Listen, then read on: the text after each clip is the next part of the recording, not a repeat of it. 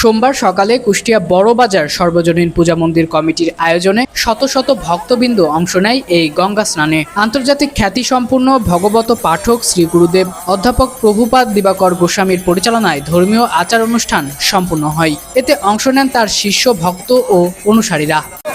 কৃষ্ণ কৃষ্ণ হরে হরে, হরে রাম রাম রাম হরে হরে। গঙ্গা দেবী হর হরি, সমস্ত পাপ তাপ আমাদের দূর করে দুর্লভ কৃষ্ণ ভক্তি আমাদেরকে প্রদান করো দেবী। হিন্দু ধর্মীয় বিশ্বাস অনুযায়ী অক্ষয় তৃতীয়া একটি অত্যন্ত তাৎপর্যপূর্ণ দিন। এই দিনেই বিষ্ণুর অবতার পরশুরামের জন্ম, মহাভারত রচনার সূচনা এবং গঙ্গা দেবীর মর্তে আগমনের ঘটনা ঘটেছিল বলে মনে করা হয়।